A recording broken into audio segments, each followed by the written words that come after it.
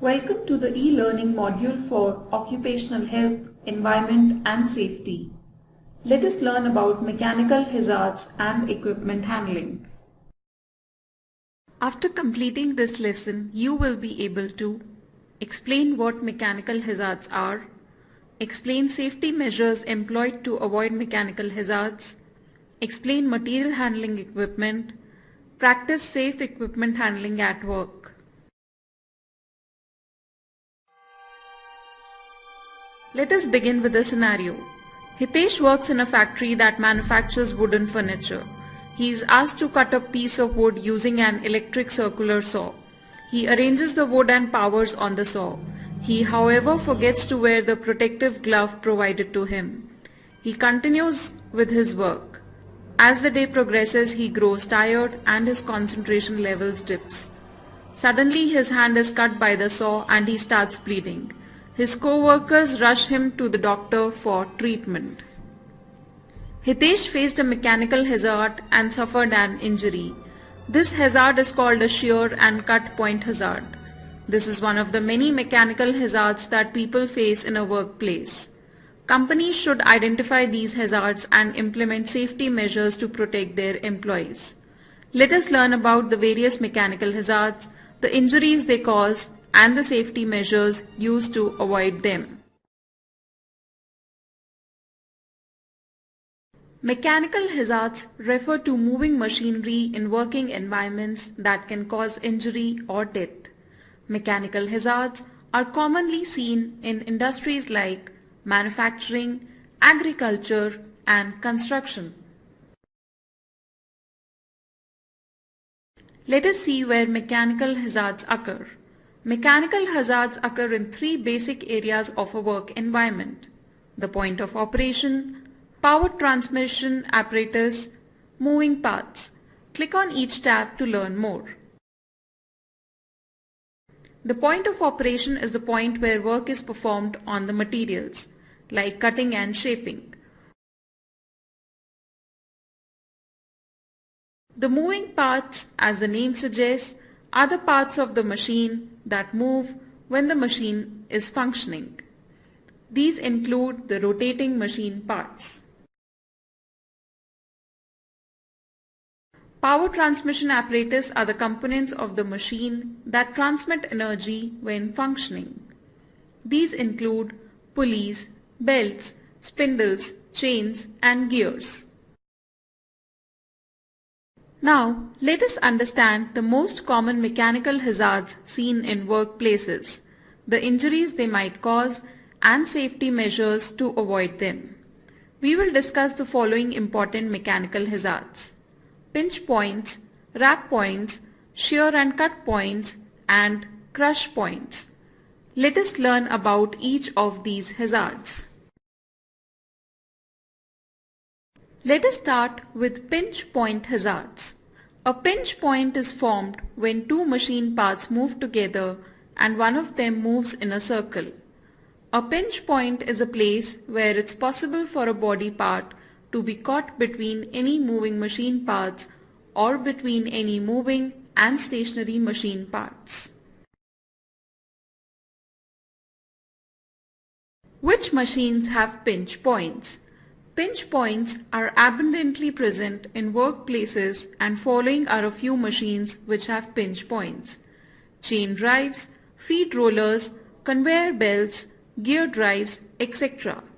These machines constitute the power transmission apparatus as they transmit energy when functioning. Now, let us see the injuries caused by pinch point hazards.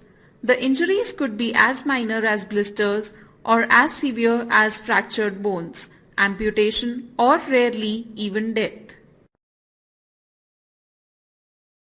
Now, let us see the safety measures employed against pinch point hazards. The employees must be aware of pinch points that are present in their work environment, wear appropriate personal protective equipment, read and understand the instructional manual for correct usage of the machines. By following proper usage, accidents can be prevented. The employers must Identify all possible pinch point hazards in the work environment. Cover all machinery associated with pinch point hazards with guards and protective shields. Train employees on proper usage of machines and following emergency guidelines. Put up warning signs wherever pinch point hazards are seen. Now let us learn about the next mechanical hazard, the wrap point hazard. Any type of rotating machine component can be considered a wrap point. People can be caught by the loose clothing or long hair in a wrap point. Where are wrap points seen? Wrap points are seen in most of the industrial machinery. They are abundantly seen in farm equipment like shafts, diggers, and manure spreaders, etc. Now let us see the injuries caused by wrap point hazards. The injuries include bruise or contusions, cuts, dislocations, and broken bones, etc. Now let us see the safety measures employed against wrap points. The employees must be aware of wrap points, focus on the job at hand and should not be distracted, wear appropriate personal protective equipment, wear clothing that fits well because close-fitting clothing is less likely to be pulled into moving parts, remove all jewelry and tie back long hair when working near a machine that has a wrap point, read and understand the instructional manual for correct usage of the machines. By following proper usage, accidents can be prevented. The employers must identify machines that may have wrap points, service the equipment periodically, cover all machinery with wrap points with guards and protective shields, train employees on proper usage of machines and following emergency guidelines, and put up warning signs wherever wrap point hazards are seen. Shear and cut points are the next type of mechanical hazards to be aware of. Shear and cut points occur where two moving edges of a machine slide across one another or a single edge slides across a stationary edge. Such hazards are seen at the point of operation in cutting wood, metal and other materials. Which machines have shear and cut points? These are abundantly present in workplaces and following are a few machines which have shear and cut points. Saws of various types, drilling machines and boring machines, etc. Now let us see the injuries caused by shear and cut point hazards. The injuries include amputations, lacerations, crushing of tissues and broken bones. Now let us see the safety measures employed against shear and cut points. The employees must be aware of shear and cut points that are present in their work environment. Wear appropriate personal protective equipment like gloves and eye protection in the vicinity of shear or cutting point hazards. Read and understand the instructional manual for correct usage of the machines. By following proper usage, accidents can be prevented. Employers must identify all possible shear and cut hazards in the work environment. Service the sharp equipment periodically. Cover the drill bits and saws with guards and protective shields. Train employees on proper usage of machines and following emergency guidelines, and put up warning signs wherever shear and cut hazards are seen.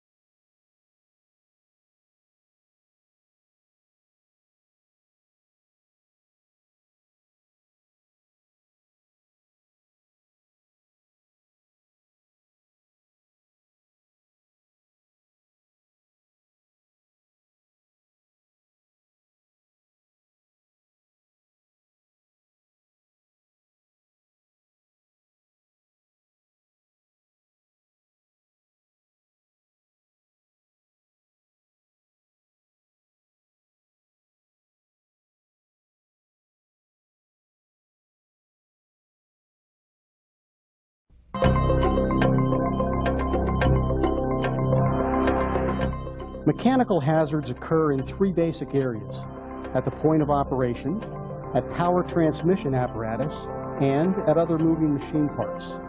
The point of operation is the place where work is performed on materials. In mining, you find points of operation where drill bits, loader buckets, and dozer rippers or scraper blades engage rock or earth. You see points of operation where crushing and grinding surfaces close or narrow, or where dimension stone is broken or cut. Points of operation occur in materials handling activities, where minerals and finished products are mechanically handled, packaged, stacked, or stored. Finally, points of operation are found in maintenance or machining activities where stock is cut, shaped, bored, or formed. Mechanical hazards occur where power is transmitted. Examples of power transmission components include flywheels, belts, gears, chains, and sprocket drives. Other power transmission components are motors, shafts, couplings, connecting rods, and keys and keyways. Still other power transmission components are linkages, racks and pinions, conveyor drive pulleys and shivs, and pneumatic and hydraulic actuators. Certain other moving machine parts may present mechanical hazards. These include belt conveyor idlers, support rollers, wheeled carriages, counterweights, feed mechanisms, and other auxiliary parts of machines. Guard and then work safely around equipment at all times, not just when it's operating. Hazards may not be as noticeable when equipment is down, but if you or your hand happens to be in the wrong place when it starts up, the machinery will not forgive you.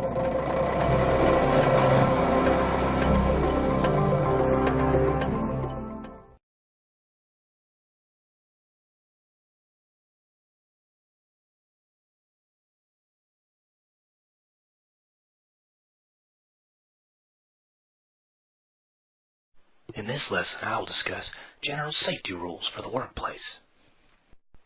First off, no horseplay. Running and throwing objects around a shop or job site is unsafe and potentially dangerous. Next, keep it clean. Good housekeeping and organization are mandatory at any job site.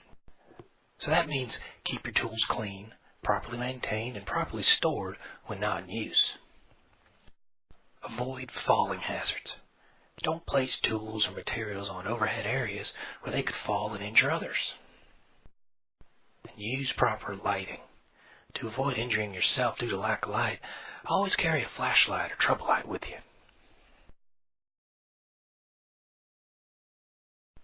And lift properly. Use proper lifting techniques to avoid injuring your back.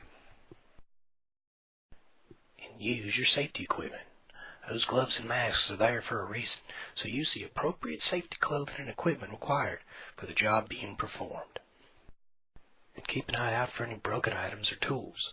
Defective equipment must be tagged to inform others not to use it, and the defective item should be removed or replaced as soon as possible.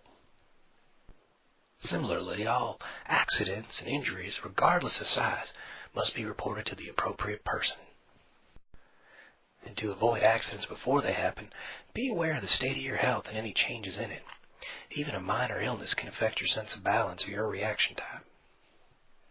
And never work impaired. Impairment by alcohol or medication can greatly affect your perception and reaction time and is extremely dangerous. And if you see any unsafe conditions or safety violations, report them to your supervisor so they can be corrected immediately.